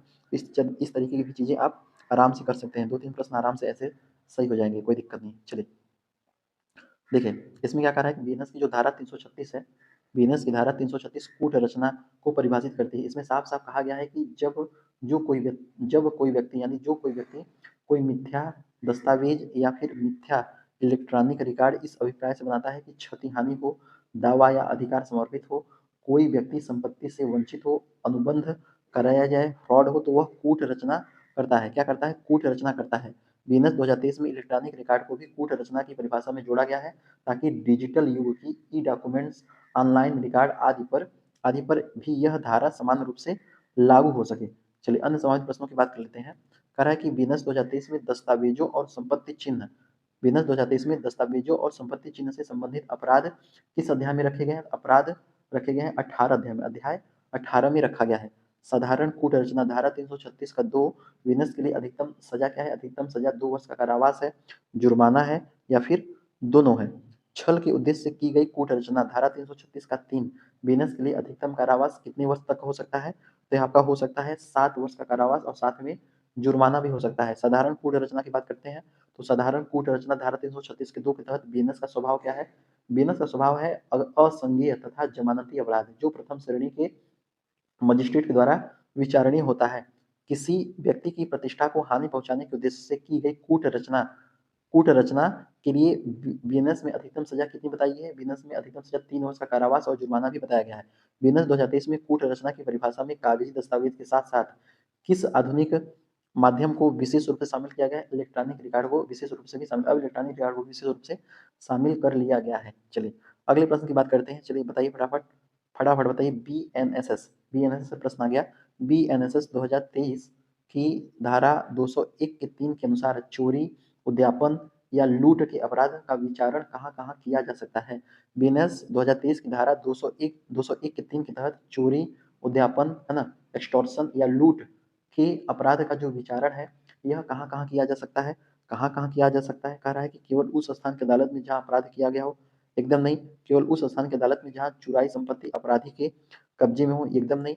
केवल उस स्थान की अदालत में जहाँ चुराई संपत्ति ऐसे व्यक्ति के पास हो जिसने उसे जानते हुए प्राप्त या सुरक्षित रखा हो, उस अदालत में जिसके क्षेत्राधिकार में अपराध किया गया हो और उस अदालत में भी जिसके क्षेत्राधिकार में चुराई संपत्ति के ऐसे अपराधी या ऐसे व्यक्ति के कब्जे में हो जिसने उसे जानते हुए भी प्राप्त या फिर सुरक्षित रखा हो। तो आपको समझ में आ गया होगा ट्रिक के तहत भी और नॉर्मली भी कि इसका आंसर क्या हो जाएगा। Option number D is right answer. देखिए जो 200 का यहाँ पे 201 के 3 के तहत कहा गया ना, मैं आपको बता रहा हूँ 201 का मतलब जो धारा 201 है उसका शीर्षक है कि place of trial in case of certain offence, यानी कि निश्चित मामलों के अपराधों के मामले में विचारण का जो स्थान होता है वो मतलब कि जहाँ पे जहाँ-जहाँ आएगा वहाँ पाएगा, यानी कि जो इसकी उपधारा 3 है ना वो क्या कहती है कि चोरी, एक्सटॉर्शन, लूट कि अपराध का जो विचारण है वह 2 जगहों पे हो सकता है, जहाँ अपराध किया गया हो और जहाँ संपत्ति मतलब जहाँ चुराई गई संपत्ति हो या फिर स्वयं अपराध करने वाले के भी कब्जे में हो। ये पॉइंट आपको याद रख लेना है, ठीक है? चलिए अन्य स्वाभाविक प्रश्नों की बात करते हैं। आपसे पूछ रहा है कि बीएनएसएस 2023 की धारा 201 का सामान्य विषय क्या है? तो सामान्य विषय है निश्चित अपराधों के मामले में विचारण का स्थान, विचारण का स्थान। बीएनएसएस बीएनएसएस 201 के एक मुख्यतः किस अपराध समूह के विचारण स्थान से जुड़ी है? तो डकैती, हत्या सहित डकैत गण से संबंध होना, हिरासत के मामलों से यह संबंधित है कौन? धारा 201 का एक। बीएनएसएस 2023 के जांचों और विचारणों में दंड न्यायालय की अधिकारिता किस अध्याय में है? बीएनएसएस 2023 में जांचों और विचारणों में दंड न्यायालय की अधिकारिता किस अध्याय में है? अध्याय 14 में। अध्याय 14 में है, सेक्शन 197 से 209 में। अगला देखिए, बीएनएसएस 2023 में कुल कितने अध्याय और कितनी धाराएं हैं? कुल जो है टोटल बीएनएसएस की बात कर रहा हूँ, यहाँ पे टोटल 39 अध्याय हैं और टोटल 531 धाराएं हैं। यहाँ पे धाराएं क्या बढ़ी हैं? आप बताइए। बीएनएसएस 2023 की धारा 201 का सीआरपीसी में समकक्ष प्रावधान कौन सी इसमें धारा थी? तो उसमें धारा थी धारा 181, ठीक है? तो नॉर्मली आपको पता ही होगा। चलिए आगे बात कर लेते हैं। भारतीय नागरिक सुरक्षा संहिता 2023 की धारा 208 के अनुसार भारत के बाहर भारतीय नागरिक के द्वारा किए गए अपराध की भारत में जांच या विचारण करने से पहले कौन सी शर्त अनिवार्य है? भारतीय नागरिक सुरक्षा संहिता 2023 बीएनएसएस की धारा 208 के अनुसार भारत के बाहर भारतीय नागरिक द्वारा किए गए अपराध की भारत में जांच या निवारण करने से पहले कौन सी शर्त अनिवार्य है? कौन सी शर्त अनिवार्य है? तो आपका अनिवार्य है केंद्र सरकार की पूर्व स्वीकृति। केंद्र सरकार की पूर्व स्वीकृति, ठीक है? चूंकि बीएनएसएस 2023 या पुराने दंड प्रक्रिया संहिता 1973 को क्या किया है? बदल दिया है। इसलिए अब भारत में जो है आपराधिक प्रक्रिया संहिता क्रिमिनल प्रोड्यूसर का नया कानून लागू है। कब से लागू होता है बताइए? 1 जुलाई 2024 से लागू होता है। 1 जुलाई 2024 से लागू होता है। धारा 208 का शीर्षक क्या है? धारा 208 का शीर्षक क्या है? कि भारत के बाहर किया गया अपराध। धारा 208 का शीर्षक है भारत के बाहर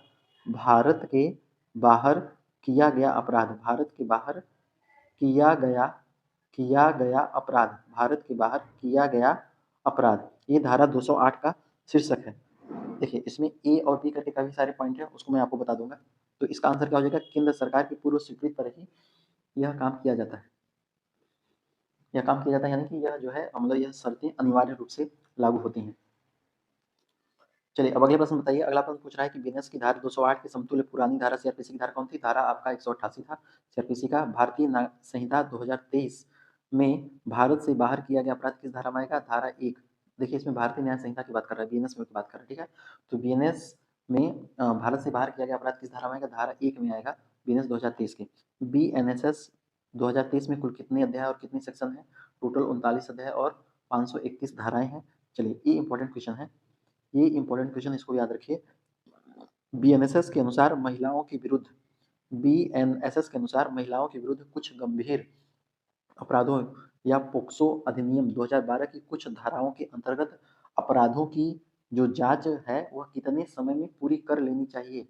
तो सूचना दर्ज होने की तिथि से 60 दिन के भीतर, ये 60 दिन आप याद रखिएगा, 60 दिन के भीतर अपराधों की जो जांच है वह पूरी कर लेनी चाहिए। ये पॉइंट आपको याद रख लेना है। चलिए भारतीय नागरिक सुरक्षा संहिता 2023 यह किस प्रकार का कानून है? आपका यह प्रोड्यूसर है ना, प्रोड्यूसरल कानून यानी प्रक्रियात्मक कानून है। चलिए अगला प्रश्न देखिए। अगला प्रश्न आ जाता है कंप्यूटर का। कंप्यूटर नेटवर्क में किसी ईमेल के भेजे जाने के स्थान का प्राथमिक तकनीकी सुराग किससे मिलता है? ईमेल से मिलता है, ईमेल सब्जेक्ट से मिलता है, ईमेल आईडी से मिलता है, ईमेल के हेडर में दर्ज आईपी एड्रेस से मिलता है, और या फिर अटैचमेंट के साइड में। देखिए इसमें कह रहा है क्या? भेजे जाने की स्थान, तो स्थान क्या होगा? स्थान बोले तो आईपी एड्रेस है ना। ईमेल हेडर में दर्ज आईपी एड्रेस से प्राथमिक तकनीकी सुराग मिलता है। चलिए अगले प्रश्न की बात करते हैं। अब आ जाता है अधिनियम से प्रश्न। तो काफी इंपॉर्टेंट प्रश्न है यहाँ पे। आपके अगले 7 से 8 प्रश्न काफी इंपॉर्टेंट होने वाले हैं। इसको आपको कतई भूलना नहीं है। एक एक प्रश्न को बेहतरीन तरीके से याद करके रखना है, क्योंकि प्रश्न यहीं से पूछे जाएंगे। बहुत ध्यानपूर्वक आप समझिएगा। देखिए जो बेसिक चीजें हैं वो आपको पता होनी चाहिए, कम से कम इतना चीजें तो आपको पता होनी चाहिए अधिनियम से संबंधित। चलिए देखते हैं।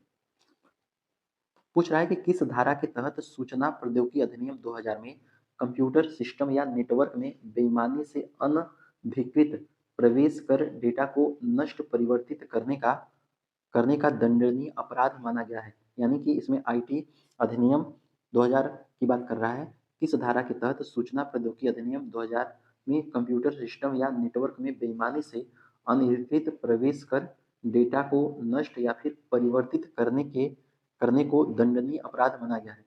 इसका आंसर क्या होगा बताइए? इसका आंसर हो जाएगा धारा 66। धारा 66। लेकिन हम पहले बात कर लेते हैं आईटी एक्ट 2000 यानी सूचना प्रौद्योगिकी अधिनियम 2000 के बारे में। तो इसके बारे में आपको 4 से 5 पॉइंट आपको कम से कम याद रखना है। 4 से 5 पॉइंट। अगर आपसे पूछ लिया जाए कि यह पारित कब होता है बताइए, यानी कि यह अधिनियमित कब होता है, यह पारित कब होता है बताइए फटाफट। तो यहाँ पारित होता है 9 जून 2000 को। कब पारित होता है? 9 जून 2000 को सूचना प्रौद्योगिकी अधिनियम पारित होता है। अगर आपसे पूछ लिया जाए कि यह लागू कब होता है बताइए, यह लागू कब होता है? तो यह लागू होता है 17 अक्टूबर 2000 को। कब लागू होता है? 17 अक्टूबर 2000 को यह लागू होता है। अगर आपसे पूछ लिया जाए कि इसमें कितने अध्याय हैं, इसमें कितने अध्याय हैं, इसमें कितने अध्याय? तो इसमें टोटल 13 अध्याय हैं। सूचना प्रौद्योगिकी अधिनियम 2000 में टोटल 13 अध्याय हैं। बात करते हैं अनुसूचियां की, तो कितनी अनुसूचियां हैं? कितनी अनुसूचियां हैं बताइए भाई साहब, कितनी अनुसूचियां हैं? तो इसमें टोटल 2 अनुसूचियां हैं। कितनी अनुसूचियां हैं? तो टोटल 2 अनुसूचियां हैं। तो सूचना प्रौद्योगिकी अधिनियम कब पारित होता है, कब अधिनियमित होता है? 9 जून 2000 को। लागू होता है 17 अक्टूबर 2000 को। अध्याय है 13 और अनुसूचियां कितनी है? 2। तो इसमें पूछ रहा है कि कंप्यूटर सिस्टम या नेटवर्क में बेईमानी से अनधिकृत प्रवेश कर डाटा को नष्ट या परिवर्तित करने को जो दंडनीय अपराध है किस धारा के तहत कहा गया है? धारा हो जाएगा 66। कौन सी धारा हो जाएगी? धारा 66 हो जाएगी। अच्छा, धारा 43 की अगर हम बात कर लेते हैं, धारा 43 की बात कर लेते हैं। धारा 43 में यह लिखा गया है कि यदि कोई व्यक्ति बिना अनुमति के, बिना अनुमति के, बिना किसी मतलब पूछ के, बिना मतलब किसी से परमिशन लिए किसी कंप्यूटर के नेटवर्क में घुसता है, डेटा को डाउनलोड करता है, वायरस डालता है, सिस्टम को नुकसान पहुंचाता है, या फिर मतलब वह ऑथराइज्ड यूजर को रोकता है, तो वह क्षतिपूर्ति के लिए जिम्मेदार रहेगा। वह किसके लिए जिम्मेदार रहेगा? क्षतिपूर्ति के लिए जिम्मेदार रहेगा। और धारा 66 क्या कहती है? धारा 66 कहती है कि जो भी व्यक्ति धारा 43 में लिखे गए काम को बेईमानी या धोखे से करता है वह अपराध करता है। क्या करता है? वह अपराध करता है। ठीक है, ये पॉइंट याद रखिए। तो धारा 66 धारा 43 से ऐसे रिलेट करके आप याद रख लीजिए। अन्य संभावित प्रश्नों की बात करते हैं। धारा 66 आईटी एक्ट के तहत अधिकतम कारावास की अवधि क्या है? धारा 66 आईटी एक्ट के तहत अधिकतम कारावास की अवधि क्या है? अधिकतम कारावास की अवधि 3 वर्ष तक का कारावास है। धारा 66 आईटी एक्ट के तहत अधिकतम अधिकतम जुर्माना कितना लगाया जा सकता है? तो अधिकतम जुर्माना लगाया जा सकता है 5 लाख रुपए।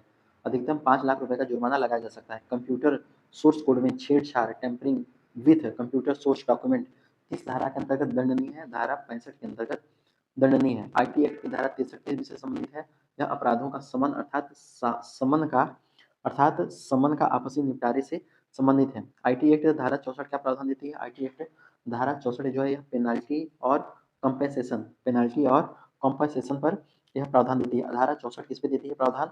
आपका पेनाल्टी और कॉम्पेंसेशन पर मतलब वसूली पर प्रावधान देती है। चलिए, आईटी एक्ट धारा 46 के तहत साइबर विवाद में क्षतिपूर्ति शास्ति तय करने का अधिकार किसको दिया गया है? आपका केंद्र सरकार द्वारा नियुक्त न्याय निर्णायक अधिकारी को दिया गया है। केंद्र सरकार के द्वारा नियुक्त न्याय निर्णायक अधिकारी को दिया गया है। चलिए अगला प्रश्न देखते हैं। अगला प्रश्न आपसे पूछ रहा है कि भ्रष्टाचार निवारण अधिनियम 1988 की धारा 4 के अनुसार इस अधिनियम के अधीन दंडनीय अपराधों का विचारण केवल किसके द्वारा किया जाएगा? दंडनीय अपराधों का विचारण ट्रायल केवल किसके द्वारा किया जाएगा? इसका आंसर आपको बताना है। आंसर बताइए। एक प्रथम श्रेणी के न्यायिक मजिस्ट्रेट के द्वारा, एक मुख्य न्यायिक मजिस्ट्रेट के द्वारा, एक विशेष न्यायाधीश के द्वारा, या फिर एक सत्र न्यायाधीश के द्वारा। इसका आंसर क्या होगा बताइए? तो भ्रष्टाचार निवारण अधिनियम 1988 की धारा 4 के अनुसार दंडनीय अपराधों का जो विचारण है ना वो एक विशेष न्यायाधीश के द्वारा किया जाएगा। एक विशेष न्यायाधीश के द्वारा किया जाएगा। अध्याय 2 में विशेष न्यायाधीश की स्पेशल व्यवस्था की गई है ना। विशेष न्यायाधीश की व्यवस्था की गई है अध्याय 2 में। धारा 3 के अनुसार, धारा 3 की बात कर लेते हैं। धारा 4 में ये पूछ रहा है कि धारा 4 के अनुसार दंडनीय अपराधों का विचारण किस द्वारा किया जाता है?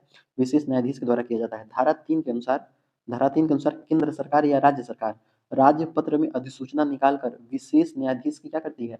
विशेष न्यायाधीश की नियुक्ति करती है। क्या करती है? विशेष न्यायाधीश की नियुक्ति करती है जो इस अधिनियम के अंतर्गत आने वाले अपराधों की सुनवाई के लिए होते हैं। बाकी धारा 4 के अंदर क्या किया जाएगा? दंडनीय अपराधों के दंडनीय अपराधों का विचारण किया जाएगा। इसमें आपसे पूछ रहा है कि भ्रष्टाचार निवारण अधिनियम किस तिथि से लागू होता है, तो 9 सितंबर 1988 को। 9 सितंबर 1988, 9 सितंबर 1988 को तो पारित हुआ था ना, अधिनियमित हुआ था, और लागू 12 सितंबर 1988 को हुआ था। क्या ये बात सही है? एक बार आप गूगल पे सर्च करके देख लीजिएगा कि 9 सितंबर 1988 को अधिनियमित होता है कि लागू होता है, या फिर लागू जो है 12 सितंबर 1988 को होता है। अच्छा, भ्रष्टाचार निवारण अधिनियम में 2 पॉइंट और आपको याद रखना है कि इसमें कितनी धारा है? इसमें 31 धारा है। टोटल कितनी धारा है? इसमें टोटल 31 धारा है, और कितने अध्याय हैं? टोटल 5 अध्याय हैं। कितने अध्याय हैं? 5 अध्याय हैं। भ्रष्टाचार निवारण अधिनियम 1988 का क्षेत्रीय विस्तार कितना है? तो क्षेत्रीय विस्तार यह पूरे भारत पर लागू है, और भारत के बाहर की जो स्थिति है, भारतीय नागरिकों पर भी यह लागू होता है। भारतीय भ्रष्टाचार निवारण अधिनियम 1988 में विशेष न्यायाधीश की नियुक्ति किस अध्याय में दिया गया है? अध्याय 2 में दिया गया है। धारा 2 के अनुसार, धारा 3 के अनुसार विशेष न्यायाधीश को कौन नियुक्त करता है? केंद्र सरकार या राज्य सरकार राजपत्र में अधिसूचना के द्वारा यह नियुक्त करता है। भ्रष्टाचार निवारण अधिनियम 1988 को लागू कराने वाली मुख्य जांच एजेंसी केंद्रीय स्तर पर कौन सी है? केंद्रीय अन्वेषण ब्यूरो सीबीआई है। केंद्रीय अन्वेषण ब्यूरो सीबीआई है। चलिए, अगला आ जाता है सूचना का अधिकार अधिनियम। सूचना का अधिकार अधिनियम, सूचना का अधिकार अधिनियम 2005 के प्रमुख उद्देश्यों में से कौन कौन से हैं बताइए? सरकार के कार्यों में पारदर्शिता, ये बात एकदम सही है। सार्वजनिक अधिकारियों की जवाबदेही, ये भी बात सही है। नागरिकों का सशक्तिकरण, तीनों पॉइंट एकदम सही है। सूचना के अधिकार अधिनियम में प्रमुख उद्देश्य सरकार के कार्यों में पारदर्शिता, सार्वजनिक अधिकारियों की जवाबदेही और नागरिकों का सशक्तिकरण, यानी कि तीनों ऑप्शन सही हो रहा है। P Q R is right answer. अच्छा देखिए, जो आरटीआई एक्ट होता है, यह आपका कब आता है? आरटीआई एक्ट मतलब कब प्रारंभ होता है? आरटीआई एक्ट प्रारंभ होता है 15 जून 2005 को। 15 जून 2005 को यह प्रारंभ होता है। और लागू कब होता है बताइए? लागू कब होता है? लागू होता है 12 अक्टूबर 2005 को। कब लागू होता है? 12 अक्टूबर सन 2005 को यह लागू होता है। इसमें टोटल कितने अध्याय हैं? इसमें टोटल कितने अध्याय हैं? तो इसमें टोटल 6 अध्याय हैं। कितने अध्याय हैं? 6 अध्याय हैं। और कुल कितनी धारा है? कुल टोटल इसमें जो है 31, क्या? हाँ, टोटल 31 धारा है। टोटल कितनी धारा है? टोटल 31 धारा है। आरटीआई का मुख्य उद्देश्य, मतलब आरटीआई जो था, यह किस लिए बनाया गया था? कि नागरिकों को सरकार व सार्वजनिक प्राधिकारों के बारे में सूचना पाने, कानूनी अधिकार मिले, शासन में पारदर्शिता मिले, जवाबदेही बढ़ सके, इस तरीके, मतलब इन चीजों के लिए आरटीआई अधिकार अधिनियम, मतलब सूचना का अधिकार अधिनियम बनाया गया था। अनुसांविक प्रश्नों को देखते हैं। इसमें आपसे पूछ रहा है कि सूचना का अधिकार अधिनियम 2005 भारत में पूर्ण रूप से किस तिथि से लागू होता है? 12 अक्टूबर 2005 से लागू होता है। सूचना का अधिकार अधिनियम 2005 के द्वारा किस पूर्व अधिनियम को निरस्त किया गया? सूचना स्वतंत्रता अधिनियम सन 2002 को। सूचना स्वतंत्रता अधिनियम सन 2002 को निरस्त करके सूचना का अधिकार अधिनियम सन 2005 लाया गया ना। सूचना का अधिकार अधिनियम 2005 लाया गया। सर्वोच्च न्यायालय ने सूचना के अधिकार को संविधान के किस अनुच्छेद से जोड़कर मौलिक अधिकार माना है? सर्वोच्च न्यायालय ने सूचना के अधिकार को संविधान के किस अनुच्छेद से जोड़कर मौलिक अधिकार माना है? इंपॉर्टेंट क्वेश्चन है।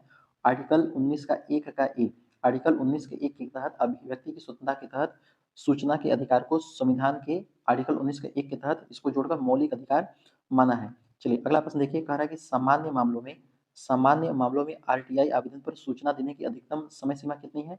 30 दिन के भीतर, है ना। 30 दिन के भीतर आपको सूचना, मतलब आरटीआई आप देंगे तो उसके अंदर मतलब आपको उसका रिप्लाई मिलेगा।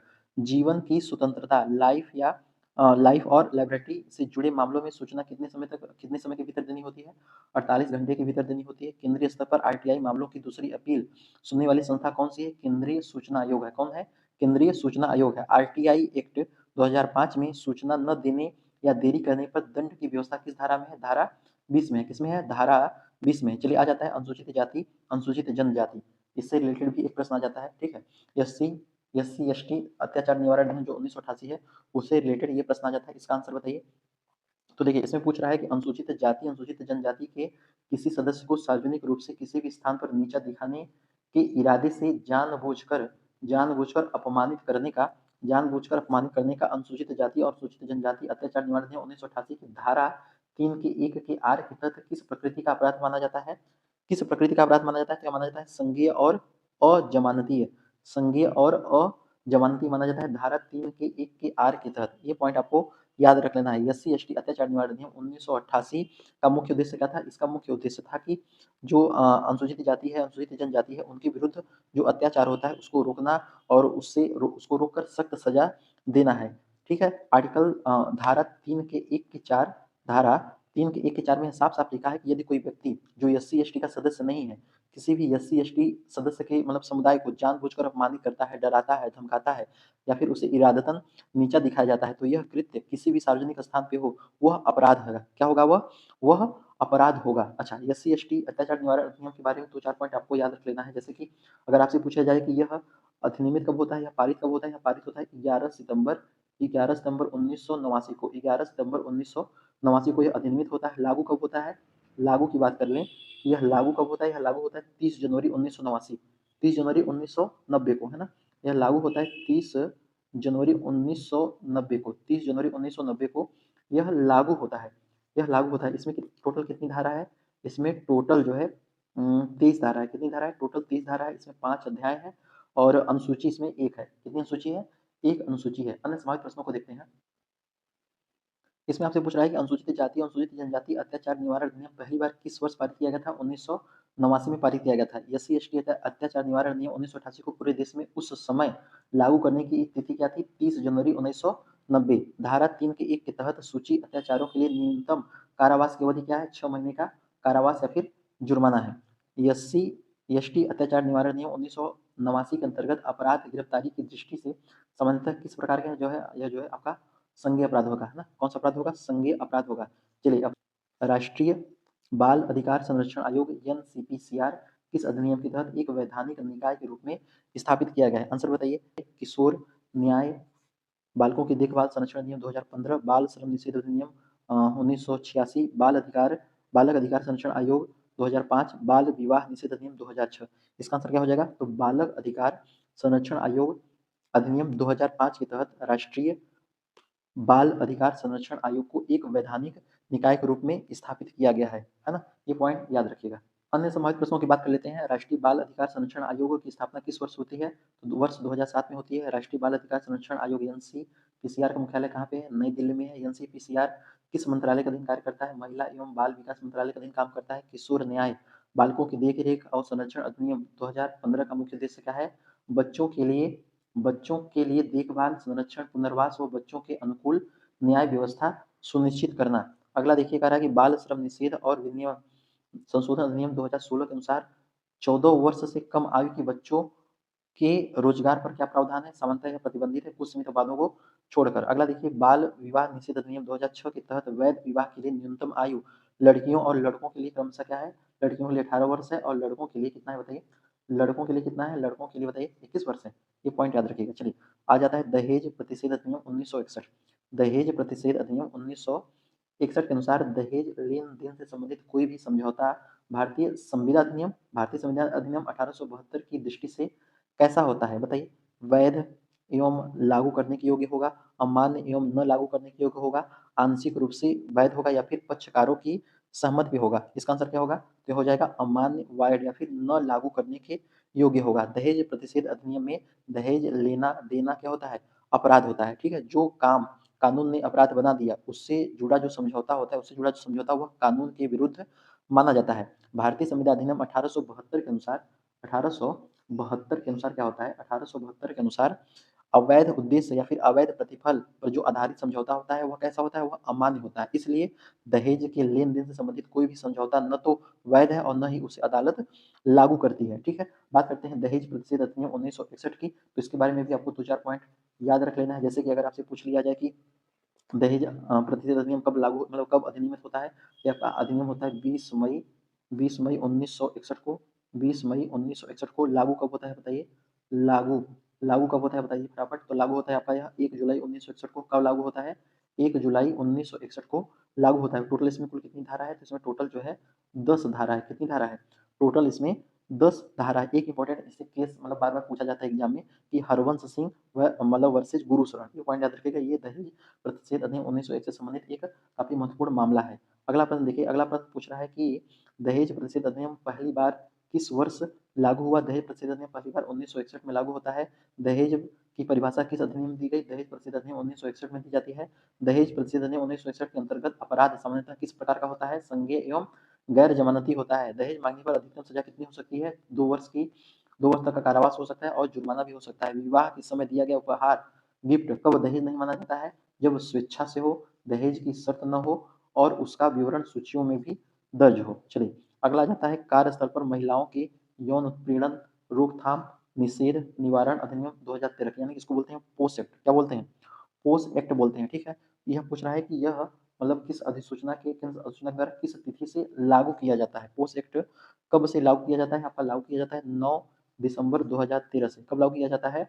कार्यस्थल पर महिलाओं का यौन उत्पीड़न रोकथाम निषेध निवारण अधिनियम 2013 9 दिसंबर 2013 से लागू किया जाता है। अधिनियम संख्या कौन सी थी? अधिनियम संख्या 14 थी। अधिनियम संख्या कौन सी थी? अधिनियम संख्या 14 थी। ठीक है, अधिनियम संख्या 14 के रूप में 23 अप्रैल 2013 की तारीख के साथ भारत के राजपत्र में भी यह क्या होता था? प्रकाशित हो गया, है ना? चलिए अब अन्य संभावित प्रश्नों को देख लेते हैं। पोस अधिनियम 2013 का संक्षिप्त रूप क्या है? Sexual harassment of women at work prevention and prohibition and redressal act 2013। पोस अधिनियम के तहत सेक्सुअल हैरेसमेंट में कौन सा व्यवहार स्पष्ट रूप से शामिल किया गया है? शारीरिक स्पर्श प्रलोभन यानी फिजिकल फिजिकल कॉन्टैक्ट और एंड एडवांसेस। ठीक है, यह व्यवहारिक रूप मतलब व्यवहार रूप से स्पष्ट रूप से शामिल किया गया है। आंतरिक शिकायत आईसीसी की पीठासीन अधिकारी किस प्रकार की व्यक्ति होनी चाहिए? आंतरिक शिकायत समिति आईसीसी की पीठासीन अधिकारी किस प्रकार की व्यक्ति होनी चाहिए? कार्यस्थल पर वरिष्ठ स्थल पर, है ना? कि वह जो है महिला कर्मचारी हो। किस अधिनियम के द्वारा स्थानीय शिकायत समिति शब्द को बदलकर केवल स्थानीय समिति कर दिया गया? एक्ट 23 मतलब 2016 के एक्ट 23 के तहत। ठीक है, 2016 के एक्ट 23 के द्वारा पोस्ट अधिनियम के अनुसार इंटरनल कमेटी आईसीसी बनाना कब अनिवार्य है? जिस कार्यस्थल पर 10 या उससे अधिक कर्मचारी हों। चलिए लास्ट क्वेश्चन आ जाता है घरेलू हिंसा से महिलाओं का संरक्षण अधिनियम 2005। घरेलू हिंसा से महिलाओं का संरक्षण अधिनियम सन 2005 धारा 1 2 के अनुसार इस अधिनियम का क्षेत्रीय विस्तार किस प्रकार बताया गया है? क्षेत्रीय विस्तार किस प्रकार बताया गया है? इसका आंसर आपको बताना है। चलिए बताइए केवल राज्यों पर केंद्र शासित प्रदेशों पर नहीं, संपूर्ण भारत पर। तो क्या हो जाएगा? संपूर्ण भारत पर ही होगा ना, एकदम इजी सा क्वेश्चन है। तो धारा 1 के 2 में क्या होता है? अधिकतर धारा के 1 के 2 में सारे जितने भी अधिनियम है उसमें सब परिभाषा वगैरह भी दी गई है संपूर्ण भारत पे, है ना? तो धारा 1 के 2 में अधिनियम में साफ-साफ लिखा है कि यह अधिनियम द होल ऑफ इंडिया यानी कि अर्थात संपूर्ण भारत पर यह लागू होगी। चलिए अब अन्य समाजिक प्रश्नों को देख लेते हैं। घरेलू हिंसा से महिलाओं का संरक्षण अधिनियम 2005 को राष्ट्रपति की मंजूरी कब मिलती है? 13 सितंबर 2005 को राष्ट्रपति की मंजूरी मिलती है। यह अधिनियम व्यवहार में इनफोर्स किस तिथि से लागू होता है? 26 अक्टूबर 2006 से लागू होता है। इस अधिनियम का मुख्य उद्देश्य क्या था? इस अधिनियम का मुख्य उद्देश्य क्या था? बताइए। घरेलू हिंसा की शिकार महिलाओं के संवैधानिक अधिकारों की अधिक प्रभावी सुरक्षा प्रदान करना। अधिनियम की धारा 3 के अनुसार डोमेस्टिक वायलेंस में कौन-कौन से के प्रकार जो अत्याचार शामिल है? शारीरिक, लैंगिक, मौखिक, भावनात्मक और आर्थिक प्रकार के अत्याचार शामिल हैं। इस अधिनियम के प्रभावी क्रियान्वयन के लिए राज्य सरकार किस पदाधिकारी की नियुक्ति करता है? प्रोटेक्शन ऑफिसर, संरक्षण अधिकारी की नियुक्ति करता है। तो वीडियो कैसी लगी एक बार जरूर कमेंट करके बताइएगा। बाकी और वीडियो अगर आपको चाहिए तो लाइक कमेंट वगैरह आप करते रहिए अपने हिसाब से। कंटेंट देना हमारा काम है, लाइक कमेंट सब्सक्राइब करना ये सारा आपका काम है। मिलते हैं नेक्स्ट पार्ट में, तब तक के लिए थैंक यू सो मच। जय हिंद।